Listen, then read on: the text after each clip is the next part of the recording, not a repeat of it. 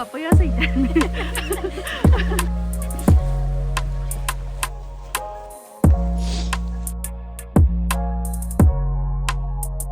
ကိုရီနဲ့တက်နေနဲ့အဲ့ဒါလမ်းမှာခွေးလေးနဲ့တွေ့တာပေါ့နော်သူတခင်နဲ့အဲ့ဒါသူနဲ့တူတူတောင်းလာတတ်တာပေါ့နော်အဲ့ဒါခွေးလေးကအဲ့ဒါတရားလေးပေါ့ဖြတ်ခိုင်းတယ်သူတခင်အဲ့ဒါကိုတခင်ကသွားလို့ပြောတာသူအဲ့ဒါလှုပ်နဲ့သွားနေတာအဲ့နဲ့ကိုရီကဘီနာနေ fighting သွားလို့ပြောနေတာ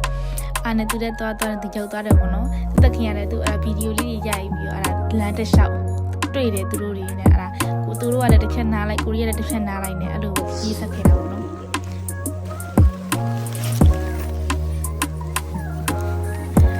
တရင်နဲ့အလိုရေခဲတွေစခဲနေရတော့ပေါ့နော်ဒီလိုရေခဲတွေဖြစ်နေပြီပေါ့နော်အဲ့လိုနေရတော့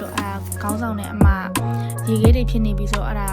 တန်ဆူးတွေပေါ့နော်ဒီတောင်တက်ဖက်နှက်မှာတက်တန်ဆူးတွေတက်ကြမဟုတ်လို့ရှိရင်ချော်လဲကြမှာဆိုလို့ဆိုပြီးအဲ့နဲ့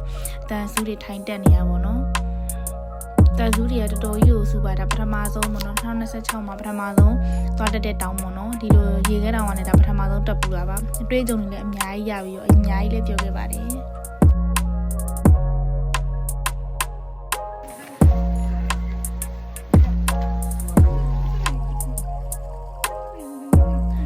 ခွန်းကောတောင်ကိုဒီတက်တဲ့လမ်းတွေကအများကြီးရှိတယ်ပေါ့နော်ဒါပေမဲ့အများဖြင့်ကဒီရေခဲခဲတဲ့လမ်းဘက်ကနေပြီးတော့တက်ကြတယ်ပေါ့နော်ဘာလို့လဲဆိုတော့ဒီရေခဲခဲနေတဲ့ဟာကဒီဆောင်းဝါဒီမှာပဲမြင်ရတယ်ပေါ့နော်ဘာလို့ဆိုတော့ဒီနွေရာသီတွေပိုင်းဆိုလို့ရှိရင်တော့ဆန်းချောင်းပုံစံလေးဖြစ်သွားပြီးတော့ဆောင်းဝါဒီမှာဒီလိုမျိုးခဲပြီးတော့ကွာဒီရေခဲတွေလိုဖြစ်နေတဲ့ပုံစံကအနုပညာဆန်မျိုးတားလှတယ်လို့ကိုကတော့မြင်နေပေါ့နော်အဲ့ဒါတွေကိုဒီတောင်တက်သမားတွေကရှိုးရီဆိုတဲ့ပုံတွေရိုက်ကြတယ်ချို့ကင်မရာတွေပါယူလာပြီးတော့ပေါ့နော်ဒီလှတက်ပုံပေါ့နော် professional ပုံစံမျိုးတွေရိုက်ကြတယ်ပေါ့နော်ပြီးရင်အဲ့ဒီရဲ့အပေါ်ကလမ်းပဲဒီမှာဒီတောင်လေရောက်ပြီဆိုလို့ရှိရင်ဒီတစ်ပင်တွေကအစားပေါ့နော်ဒီရေခဲစာလေးတွေရေခဲတွေခဲတွေကမြင်ရတယ်ပေါ့နော်ဖြူစွတ်ပြီးတော့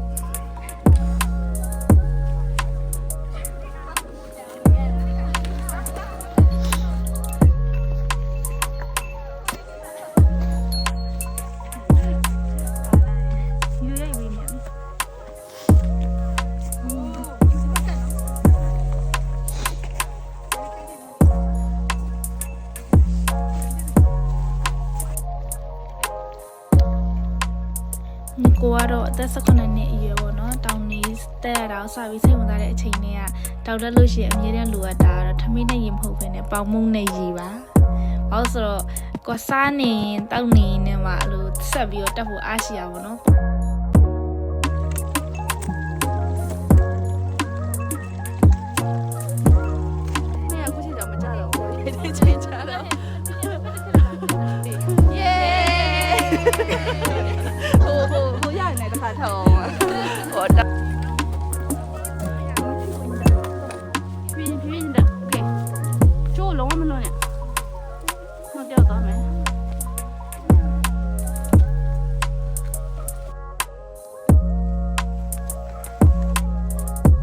အဲ့ဒီမှာအင်ဂျီကို3တက်ဝတ်ထားတာတော့မှပဲ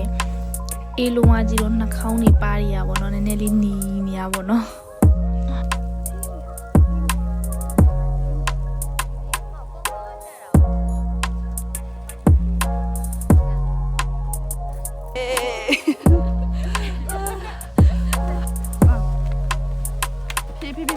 မလုံးနဲ့ဖြည်းဖြည်းညစ်တာโอเคလက်တရမယ်ဘယ်ချင်းရလဲအစင်း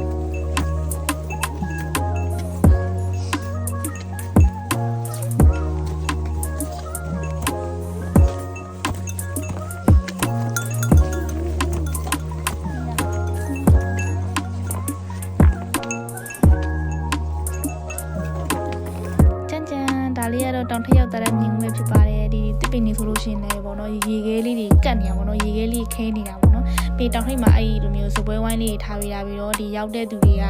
ဒီတောင်ထိပ်မှာအေးစင်းနေတဲ့သူတွေကအဲ့လိုမျိုးတချို့တွေဆိုလို့ရှိရင်အဲ့လိုမီးပိုတေးသေးလေးယူလာတယ်ပေါ့နော်အားလေးနဲ့ဒီစားတဲ့လူတွေကစားကြတယ်ကိုရီးယားတော့ထမင်းတုပ်ယူလာတယ်ပေါ့နော်အဲ့တော့ဒီလွတ်တဲ့ထိုင်ကောင်မှာဝင်ထိုင်ပြီးတော့ဒီကိုရီထမင်းတုပ်တွေပေါ့နော်မျှပြီးတော့ဒီအတူတူယူလာတဲ့ဟာတွေသူမျှစားကြတယ်ပေါ့နော်အဲ့တောင်မှာပါရှိတယ်ဆိုတော့ခောက်ဆွဲဆိုင်ရှိတယ်ကော်ဖီဆိုင်ရှိတယ်ပေါ့နော်ဒါပေမဲ့တိတ်ပြီးတော့မမြတ်ဆဆတော့မရှိဘူးပေါ့နော်ဒါပေမဲ့ဒီအေးစိတ်ညင်နေတောင်ထိပ်ကြီးမှာခောက်ဆွဲဘူးကိုစားတဲ့အရာသားတယ်ဒါလည်း feeling တစ်မျိုးပဲပေါ့နော်ဒါပေမဲ့မစားခဲ့ပါဘူးပေါ့နော်ထမင်းတုပ်ယူလာတဲ့အတွက်ကြောင့်မလို့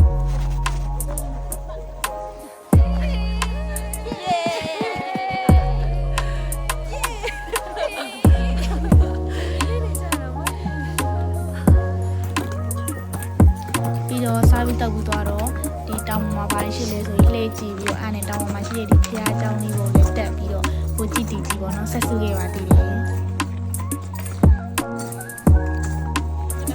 တန်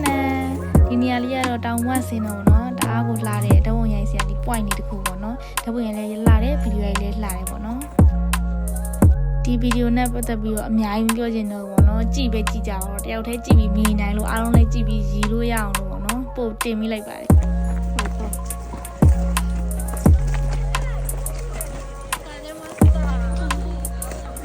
စကားအပြောနိုင်ဆုံးစကားအပြောနိုင်ဆုံး အေးအားရအများကြီး စကားအပြောနိုင်ဆုံးနောက်ကပြန်တက်ခိုင်းမယ်ယူကီဝတ်တဲ့ဒီဗီဒီယိုလေးကိုဒီခီးစင်မှာရိုက်ခဲ့တဲ့တပ်ပုံလေးနဲ့ပဲအမတ်တရအနေနဲ့အဆုံးသတ်ပြီးတော့ဒီငယ်တုန်းရွယ်တုန်းပေါ့နော်သွားနိုင်လာနိုင်တဲ့အရွယ်မှာဒီတောင်တက်အားကစားကိုအများကြီးဆက်ပြီးတော့လုပ်နိုင်တဲ့အခွင့်အရေးတွေလည်းရပြီးတော့ဒီတောင်တက်အားကစားကိုဆက်ပြီးတော့လုပ်နိုင်မှုပတ်စံရင်လည်းအများကြီးရှာနိုင်ပါစေလို့ကိုယ့်ကိုယ်ဆုတောင်းပြီးတော့ပေါ့နော်ဒီတောင်တက်တဲ့ဘလော့လေးတွေကိုလည်းဆက်ပြီးတော့တင်သွားမှာမို့လို့ဆက်ပြီးတော့အားပေးကြည့်ရှုကြပါဦးလို့ပြောချင်ပါတယ်ကြည့်ရှုပေးကြတဲ့တူတယောက်ချင်းစီကိုလည်းကျေးဇူးအများကြီးတင်ပါတယ်လို့ဒီနေ့ကနေပြောချင်ပါတယ် bye bye